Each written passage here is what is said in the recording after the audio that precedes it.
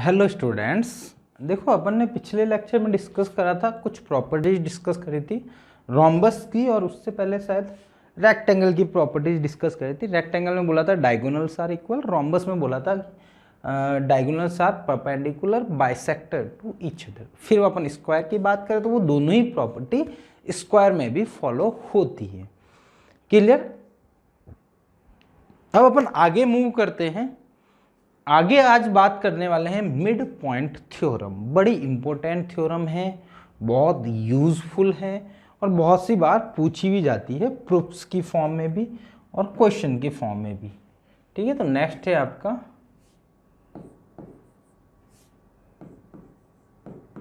Mid point theorem. ठीक है जी, पहले बोलता हूँ कि मिड पॉइंट थ्योरम होती क्या है।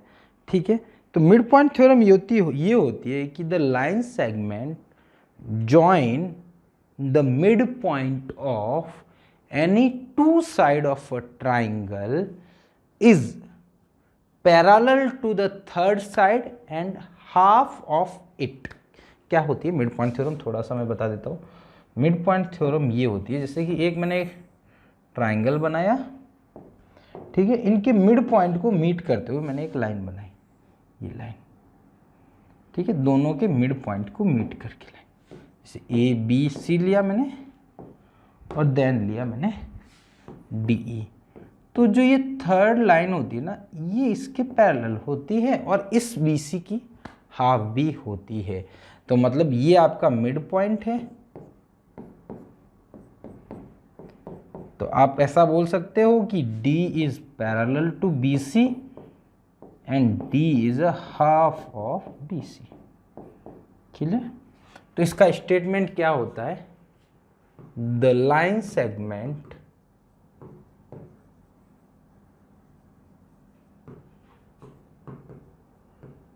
join the midpoints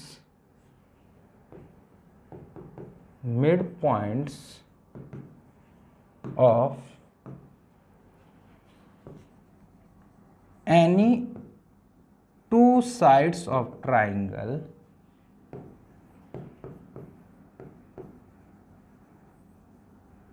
is, कोई भी दो साइड के मिड पॉइंट को ज्वाइन करने वाला lines, and the line segment join the mid points of any two sides of a triangle is parallel to third side and half of it. ठीक है, कहने का मतलब कोई भी ट्राइंगल लो, उसकी कोई भी दो मिड पॉइंट लो, कोई भी दो साइड, आप तो इन दोनों के लिए तो इस थर्ड साइड, ये दोनों के लेते तो इस ए बी के पैरेलल होती।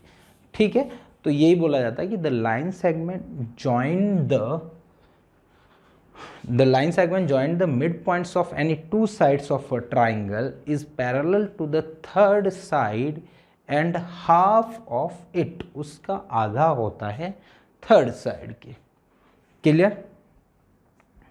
अब इसके सपोज अपन प्रूफ पे जाते हैं।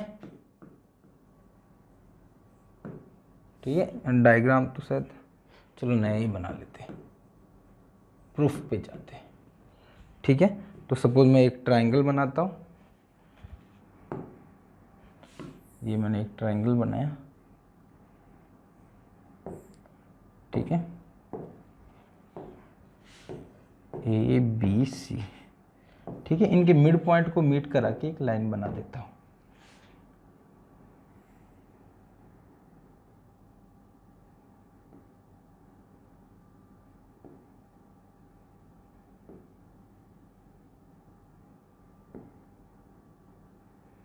ठीक है, ठीक है, तो आपको प्रूव क्या करना है डियर? यहां पे आपको सिंपल सा प्रूव करना है D is parallel to BC and D is half of BC। तो आपको प्रूव क्या करना है? D is parallel to BC and D equal to half of BC। ठीक है, पैरेलल है और उसके हाफ होगी। ठीक है, तो आपको गिवन क्या है, ये दोनों मिड पॉइंट है, बस ये मिड पॉइंट का गिवन है। ठीक है, ये मिड पॉइंट के लिए गिवन है, सिंपल सी बात। अब मैं देखो इसके लिए क्या करता हूँ, एक कंस्ट्रक्शन की रिक्वायरमेंट रहती है। ठीक है, तो आप दो तरीके से कर सकते हो, या तो डी को एक्सटेंड कर दो इसके इक्वल, डी को मैंने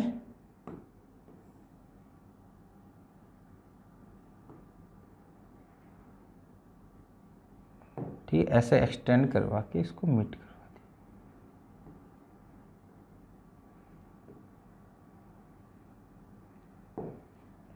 ठीक है, डी को एक्सटेंड करा इसके इक्वल, ई एम मान लो। ठीक है, तो इसका कंस्ट्रक्शन लिखूं मैं,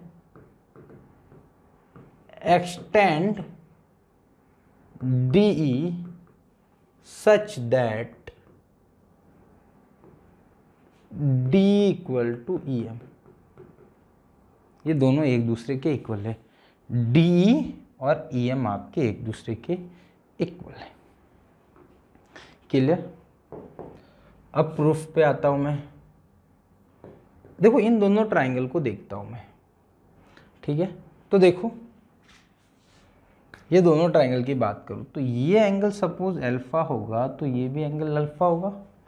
ठीक है, तो आप दोनों ट्राइंगल देखोगे तो बाई, इसको देखो सिंपल सा मैं डायरेक्ट लिख रहा हूँ, ये दो साइड है बीच का एंगल है, दो साइड है बीच का एंगल है।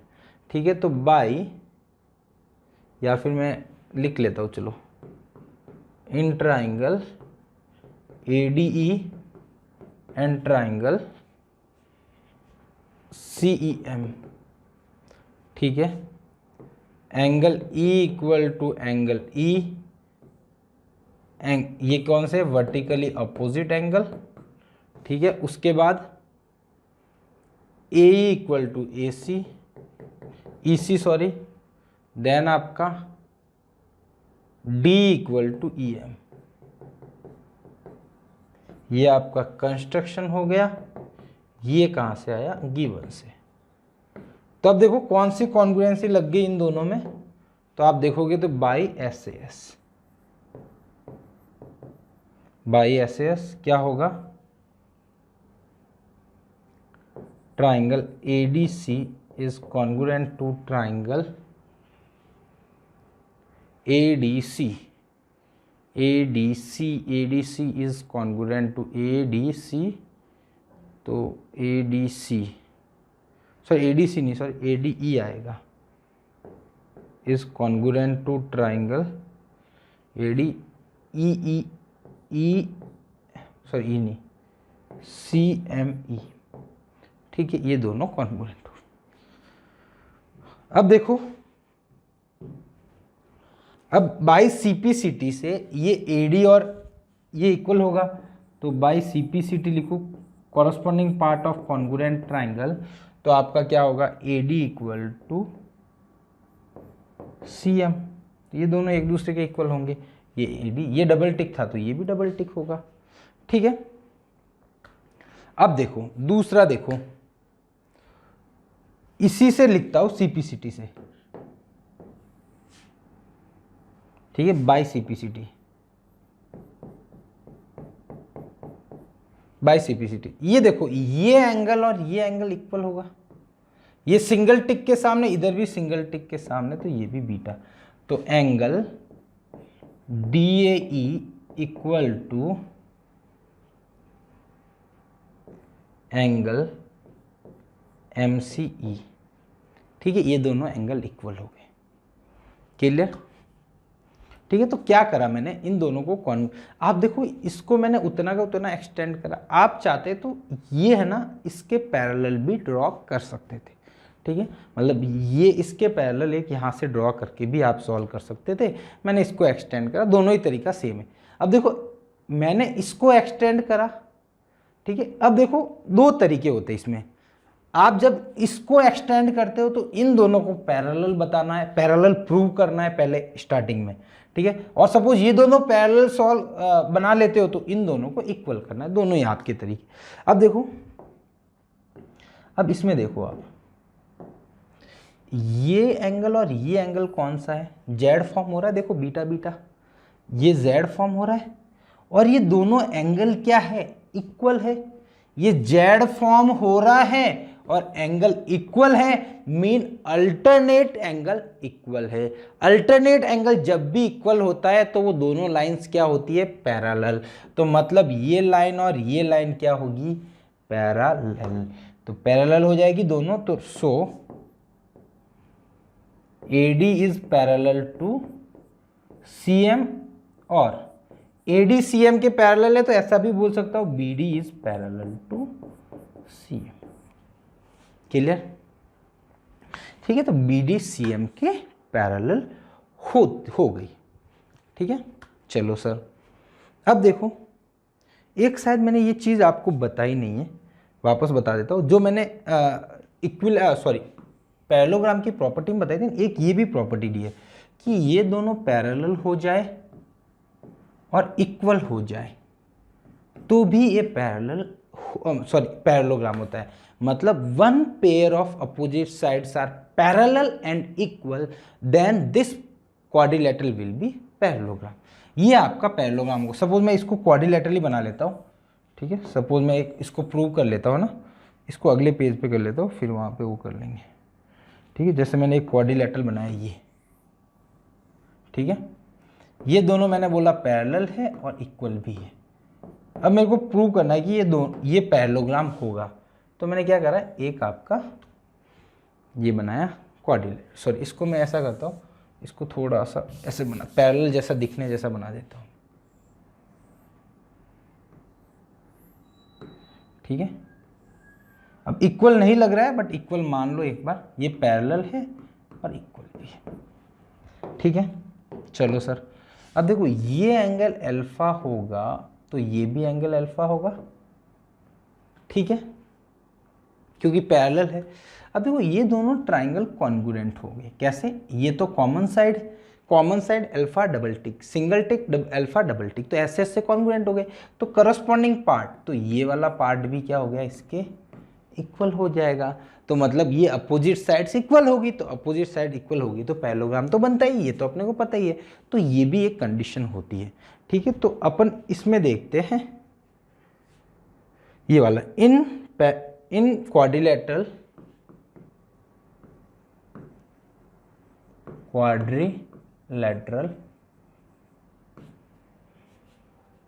BCMD, इन क्वाड्रिलेटरल BCMD। ठीक है, आपका देखो क्या दो कंडीशन निकाली आपने, एक तो निकालना था AD इक्वल टू CM और एक लिखा था, हाँ AD इक्वल टू CM हो गया। यहाँ पे देखो, आप यहाँ पे भी देख लो वापस, AD आपका CM के इक्वल हो गया और AD खुद BD के इक्वल है, तो आपका इक्वल टू क्या लिख लूँ, BD। तो मतलब CM और BD इक्वल हो गए। तो एक तो हो गया BD equal to CM and BD is parallel to CM। तो इसका मतलब क्या हुआ, वन पेयर ऑफ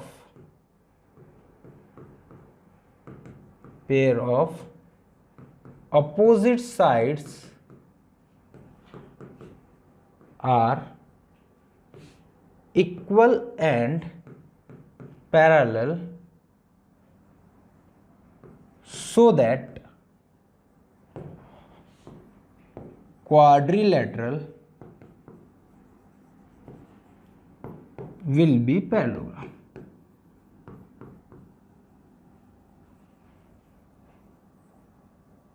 कहने का मतलब एक पेयर अपोजिट साइड का पैरेलल भी है और इक्वल भी है, तो जो क्वाड्रिलेटरल है वो क्वाड्रिलेटरल एक्चुअल में पैरेललोग्राम ही होगा। तो ये क्वाड्रिलेटरल आपका पैरेललोग्राम हो गया। ठीक है, तो मीन आपका क्या हो गया, BCMD विल बी पैरेललोग्राम। तो आप देखो जब आपका पैरेललोग्राम बन गया तो BC is parallel to DM, BC is parallel to DM, यानी BC is parallel to D। एक तो ये हो गया, देखो ये आपका BC है DM के पैरेलल है तो BC DE के पैरेलल होगा, ये तो हो गया। अब देखो BC और DM इक्वल भी होंगे, एंड यहां से और लिख सकता हूं BC इक्वल टू DM। अब देखो DM को मैं लिख सकता हूं DE और EM। अब देखो दोनों ही इक्वल है, DE और EM इक्वल है, तो मैं इसको ऐसा लिख सकता हूं 2 टाइम्स DE। ठीक है, तो यहां पे ऐसा लिख सकता हूं DM इक्वल टू क्या है 2 टाइम्स DE। तो DM की जगह क्या लिखा मैंने 2 टाइम्स DE, तो DE will be BC/2। Clear. तो ये देखो DE आपका BC के पैरेलल भी हो गया और हाफ भी है उसका। देखो इसमें करना कुछ भी नहीं, इसको एक्सटेंड करो, ठीक है, फिर इन दोनों को पैरेलल प्रूव कर लो। सपोज आप इसको पैरेलल ड्रॉ करते कंस्ट्रक्शन, तो इन दोनों को इक्वल कर देते, फिर ये दोनों अपना आप इक्वल हो जाती, ठीक है, ये दोनों इक्वल हो जाती और ये दोनों पैरेलल भी हो जाती। मतलब कहने का मतलब अल्टीमेटली इन दोनों को कॉन्ग्रुएंट प्रूव करोगे तो ये इक्वल और पैरेलल हो जाएगी। इक्वल और पैरेलल होने के बाद ये पैरेललोग्राम बन जाएगा, तो ये दोनों पैरेलल हो गई, फिर ये इसका हाफ भी बन जाएगी। तो आसान सा प्रूफ है, ठीक है। आगे होता है डियर एक कन्वर्ज ऑफ BPT, और sorry converse of mid point theorem. Converse of mid point, कोई भी थ्योरम होती है ना उसका मोस्टली कन्वर्ज भी रहता है, ठीक है। Converse of mid point theorem क्या है कि सपोज मेरे पास एक कोई ट्राइंगल है, ठीक है, इसका मिड पॉइंट लिया, ठीक है, यहां से मैंने एक लाइन ड्रॉ करी जो इसके पैरेलल है, तो जो E है ना वो भी मिड पॉइंट होगा। मीन मैं इसको शॉर्ट में लिख रहा हूं, बाकी आप पढ़ लेना, ठीक है। क्या करा मैंने, D is mid point, D is parallel to BC, then क्या होगा, E will be also mid point. कहने का मतलब सिंपल सा है कि देखो दो मिड पॉइंट को मीट करवाते हो तो वो थर्ड साइड के पैरेलल होती है, and D is half of BC। Clear, मतलब कहने का मतलब थर्ड साइड के पैरेलल होती है ना, और उसकी आधी होती। अब मैंने क्या करा, 3 पॉइंट है, देखो 2 तो मिड पॉइंट है, एक पैरेलल का पार्ट, हाफ तो हमेशा ही होगी, ठीक है, 2 मिड पॉइंट और एक पैरेलल। अब मैं क्या करा, एक मिड पॉइंट लिया और पैरेलल बना दी, तो दूसरा अपने आप मिड पॉइंट हुआ, दोनों मिड पॉइंट हुए तो पैरेलल होगी। सिंपल सा बात समझ में आ रही है। 3 पॉइंट मतलब 3 मेन मुद्दे हैं, 2 मिड पॉइंट और एक पैरेलल। हाफ तो हमेशा होगा, ठीक है, 2 मिड पॉइंट और एक पैरेलल। अब मैंने क्या करा, दोनों मिड पॉइंट लिए थे, मिड पॉइंट थ्योरम में क्या, दोनों मिड पॉइंट लिए तो लाइन पैरेलल हो गई। अब मैंने क्या किया, एक मिड पॉइंट लिया, लाइन पैरेलल बनाई, तो दूसरा भी क्या होगा, ऑटोमेटिकली मिड पॉइंट। इसका प्रूफ बहुत सिंपल है, आप थोड़ा सा एक बार ट्राई कर लेना, नहीं तो फिर अपन अगली क्लास में देख लेते, या फिर देख लेते इसको अभी भी। जैसे ये कन्वर्ज ऑफ BPT क्या है, ये इसको ऐसा है, मतलब देखो कन्वर्ज में थोड़ा सा तो ये बेवकूफ़ी बनाते हैं, ठीक है। सपोज मैंने एक पॉइंट लिया D, ठीक है, ये दोनों इक्वल है, ठीक है। अब मैंने क्या बोला, इसने बोला कि एक लाइन ड्रॉ करी पैरेलल, ये है आपका E, ठीक है। तो आपको क्या प्रूव करना है, to prove E will be mid point, ठीक है। तो मैंने क्या करा, इसमें मैंने एक लाइन ड्रॉ करी मेरी मर्जी से कि ये तो मेरे को मिड पॉइंट नहीं है, अभी नहीं पता, तो मैंने एक मिड पॉइंट ड्रॉ कर दिया P। लेट कंस्ट्रक्शन बताओ, कंस्ट्रक्शन क्या था,